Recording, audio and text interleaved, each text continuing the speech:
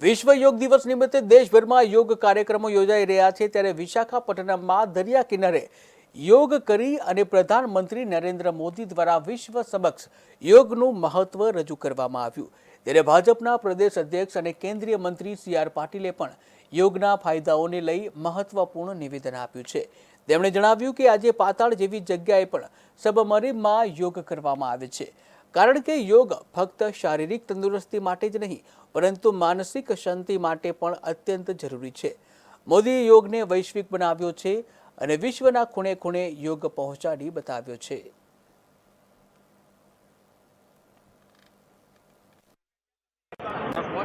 माननीय प्रधानमंत्री श्री नरेंद्र मोदी साहेबे विशाखापट्टनम थी दरिया किनारा थी आखा देश અને 175 દેશોમાં એટલે કે આખી દુનિયામાં એમણે યોગનું મહત્ત્વ જે સમજાવ્યું છે એના કારણે એવરેસ્ટની ટોચથી માંડીને સબમરીનની અંદર પાતાળમાં પણ આ યોગ દિવસ મનાવવામાં આવ્યો છે।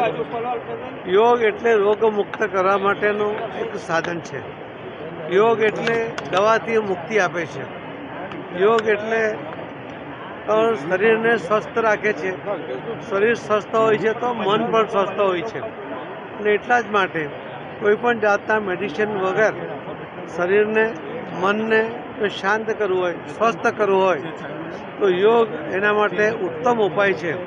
અને એટલે જ માનનીય પ્રધાનમંત્રી શ્રી નરેન્દ્રભાઈ મોદી સાહેબે આખા વિશ્વને આ યોગનું મહત્ત્વ સમજાવ્યું છે અને 175 દેશો જે આપણા દેશની સંસ્કૃતિ છે, આ યોગ જે આપણા ઋષિમુનિઓએ આ યોગની રચના કરી છે એ આખા દુનિયાના એક એક ખૂણા સુધી એમણે પહોંચાડ્યો છે।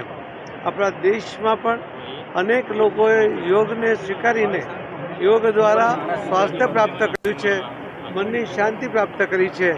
આ યોગ દિવસ નિમિત્તે હું આપના માધ્યમથી સૌને ખૂબ ખૂબ શુભેચ્છા પાઠવું છું।